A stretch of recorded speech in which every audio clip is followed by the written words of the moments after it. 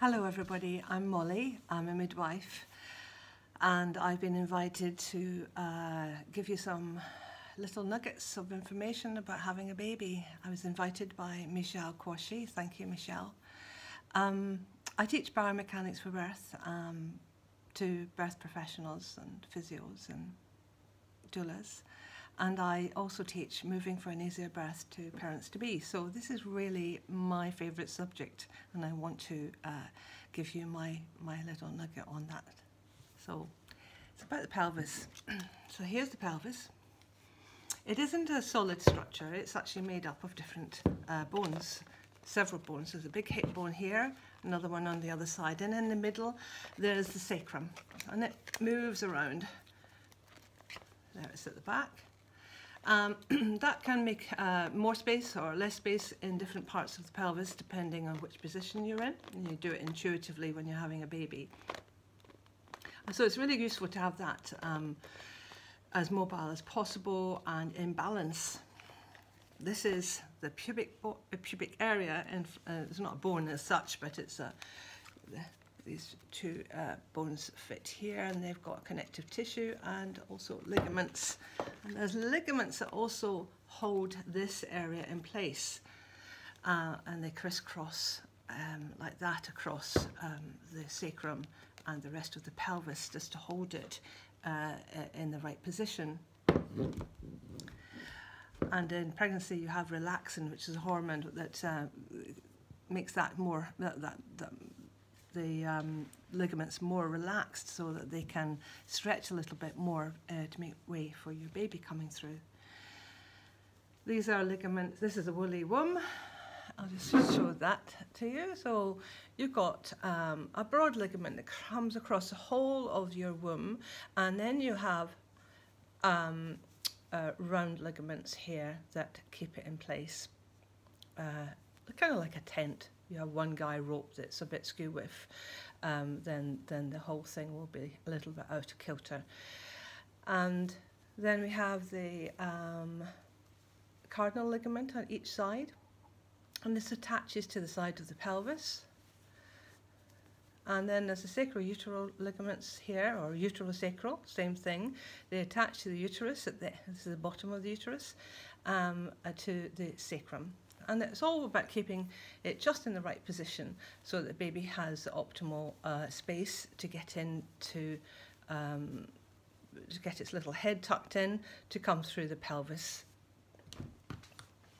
So, because this moves around a lot and there's some notches here, it's not smooth, that joint, it's easy for that to get a little bit clicked into the wrong bit and the wrong notch, and it can cause quite a lot of discomfort, and it's also can affect how the mobility of the pelvis.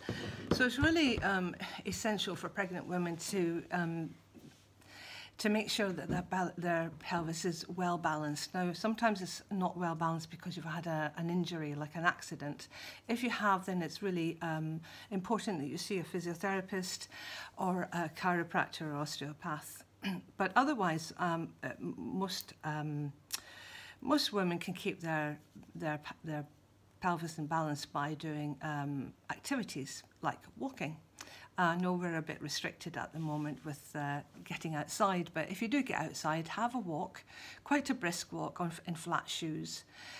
At home, you can dance in the kitchen, get some funky music on, get your favourite music on. It's really uplifting for you anyway. It stimulates the happy hormones, and it's very good for your pelvis because you're moving it. So figure of eights and back and forth, and just the normal things that you do when you're dancing.